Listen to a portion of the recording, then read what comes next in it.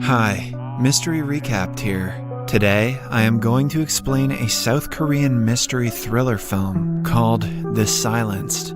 Spoilers ahead. Watch out, and take care. The premise of the movie is set in 1938, when Korea is under Japanese rule. In Seoul, a woman is driving her teenage stepdaughter, Shizuko, to an all-girls sanatorium school. It is a place where sickly girls are brought to improve their health by regulating their diet and providing them with proper medicine. Shizuko doesn't want to stay away from her family, but her stepmother is adamant about keeping her in the sanatorium.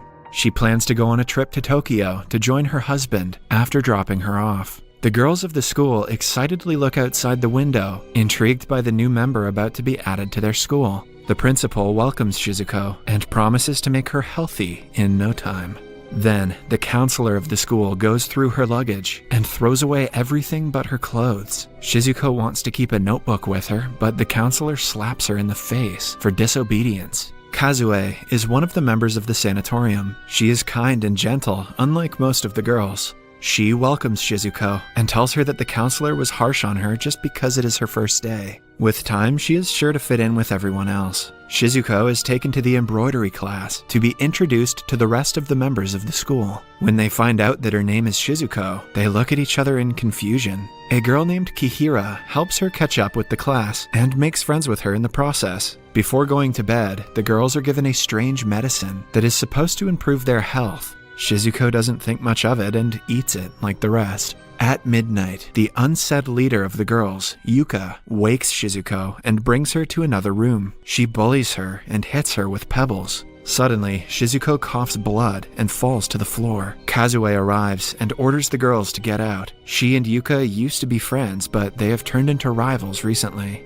The following morning, Shizuko is summoned to the principal's office. The principal gives her a strange tea and tells her about a competition. Every year, they select 2 physically outstanding students to send them to Tokyo for further studies in a prestigious school. Every girl is competing to win the grand prize, and the principal wants Shizuko to do the same. Following that, Shizuko is injected with a dose of the medicine that the counselor says will help eliminate her illness. While returning to the room, Kihira approaches her and reveals that someone of her name used to live with them not long ago.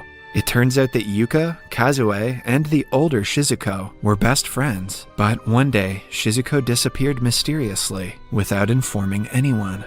Later, Kazue takes Shizuko to an underground hidden storeroom. She had found a notebook in the room some time ago and wants Shizuko to have it since hers was taken away by the counselor. The two befriend each other while talking about their past.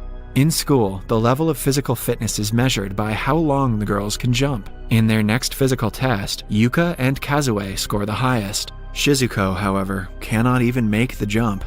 Later, during lunch, the principal asks the girls to take their medicine every day and on time. She emphasizes that the medicine is prescribed to them according to their physical condition and will help them get better. Shizuko quietly asks Kihira what the old Shizuko was like. All of a sudden, Kihira attacks her and tries to choke her to death. Kazue saves Shizuko, but Kihira starts to struggle on her own. Her bones crackle and a white foamy substance comes out of her mouth. A while later, Kihira is back to normal and doesn't remember losing her temper. Shizuko apologizes to her nonetheless. The next day, Kazue and Shizuko sneak out of the school and walk through the forest. After walking for a while, they reach a river. Shizuko is overjoyed as she has never seen a river in her life. In the following physical test, Shizuko manages to jump longer than most of the girls and lands in the 3rd position after Kazue and Yuka. Her health starts to improve, and she believes that it is because she finally has a friend she can rely on.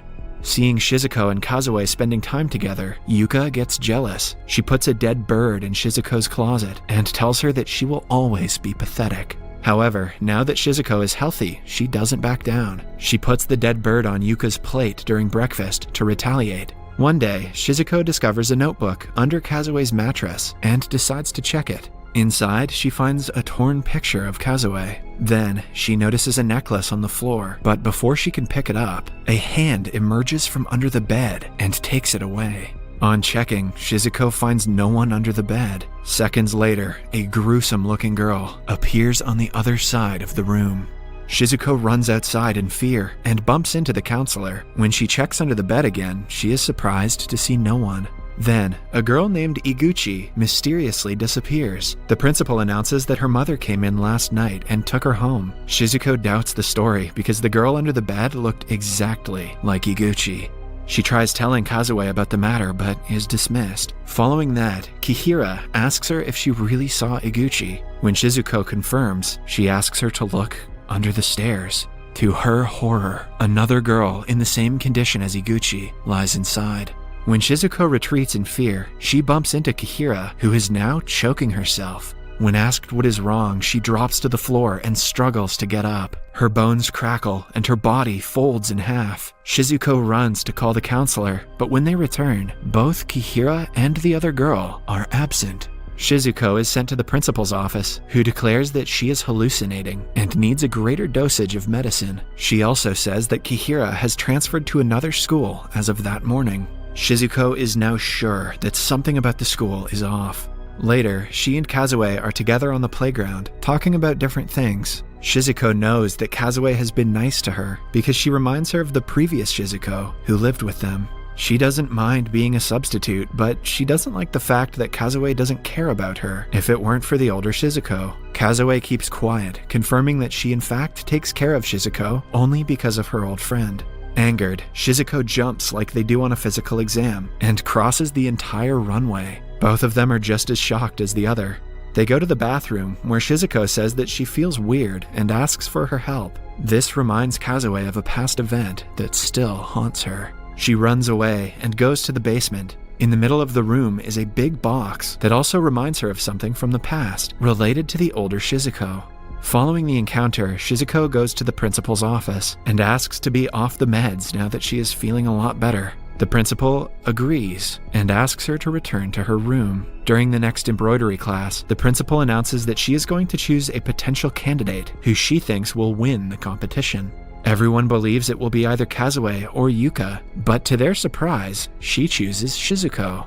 Once the teachers are no longer around, Yuka attacks Shizuko for taking away her opportunity. After being banged on the cupboard several times, Shizuko screams and pushes her back. The force causes the cupboard glass to shatter into pieces. In a fit of rage, Shizuko grabs Yuka by her neck and lifts her into the air. Her strength surprises everyone, and no one dares to stop her. She only comes back to her senses when Yuka falls unconscious.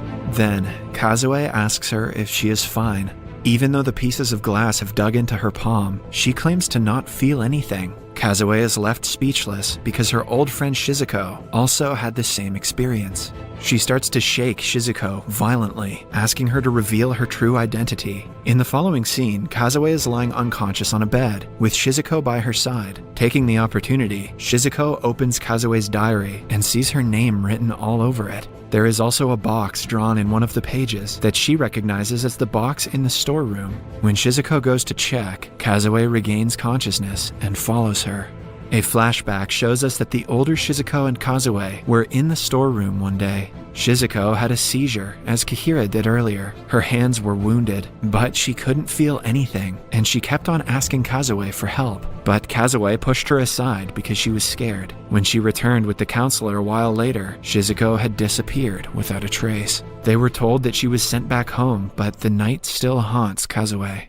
Back in the present, she and Shizuko go to the principal's room and snoop around, hoping to find out why girls disappear from the sanatorium. Suddenly, the principal and a Japanese soldier enter the room. Before the girls can be seen, they hide behind a cupboard. They overhear the principal talking about an experimental use of a drug. After the two leave, the girls open up a safe with a key. Inside, they find files about experimental drugs that are being used on the girls. It turns out that the military is trying to create a drug that will breed soldiers with superhuman strength. They are funding the sanatorium so the principal can use the drug on the girls to test them out. Till now, they have found that the drug provides temporary superhuman powers before causing death. This explains why Kazue could jump so high, and why the girls get seizures and disappear the next day. In reality, they do not disappear, but die, because of the drugs being fed to them daily. The girls are interrupted when they hear the others yelling. On stepping outside, they see Yuka on a tree branch. She falls off of it and dies. The girls are asked to go back to their room by the counselor. Then, she notices that Shizuko and Kazue are not with the rest of them. Outside, they are running through the woods to get as far away from the sanatorium as possible. They ultimately reach a military base and have to stop. As they are about to turn around and run in the other direction, a soldier catches them. When the girls retaliate, Kazue gets shot in the back. Shizuko whispers something in her ear and runs away, while the soldier brings Kazue back to the sanatorium. Then, the principal sedates her and restrains her to a bed. Meanwhile, Shizuko arrives in her office and retrieves a gun to help Kazue. She finds her in a room, and something else catches her attention before she can help her friend. Suddenly, the soldier attacks her from behind and knocks her out. In the following scene, we see that the principal and the counselor have sedated all of the girls and are making them inhale a test drug. The principal is ecstatic because her experiment is about to be successful by the morning. However, the soldier has another plan. The principal has been treating him like a servant and insulting him. Since the experiment will be successful by the morning, this means the military doesn't need her anymore, so he is welcome to do anything he pleases. He tells her that he is taking over the authority of the experiment, but the principal refuses to cooperate. The counselor also sides against her and slaps her in the face. Soon the place is swarmed by soldiers. Somewhere else, Kazue wakes up inside a box that is being filled with water. She tries to escape, but is trapped. A while later, Shizuko wakes up and runs to look for Kazue, but she comes across a room with several tanks, with the girls frozen inside of them. To Shizuko's horror, Kazue is also inside a box. She cries, asking her to come out, but her friend is long dead. When the sadness washes away, rage takes over her. She goes outside to kill everyone who was involved in the experiments that killed her friend. Because of her superhuman strength, she easily picks up a heavy wooden door and throws it at the soldiers and the principal. They retaliate by showering bullets towards her, but she manages to dodge them and hide. Following that, she kills all the soldiers one after another. In the other room, the girls have also gained consciousness. Induced with superhuman strength, they attack the counselor and strangle her. Somewhere else, the principal tries calling the military base, but Shizuko finds her before she can. The girl picks her up and throws her to the ground with little to no effort. Then, she is making her way to Kazue when suddenly, the principal shoots her.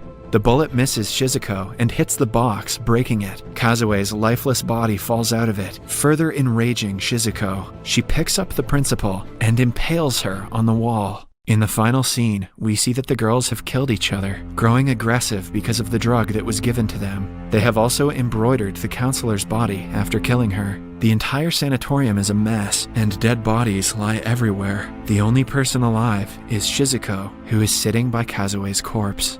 The moral of this story is that steroids are no good. Subscribe for more videos like this. Turn on notifications. Thank you for watching.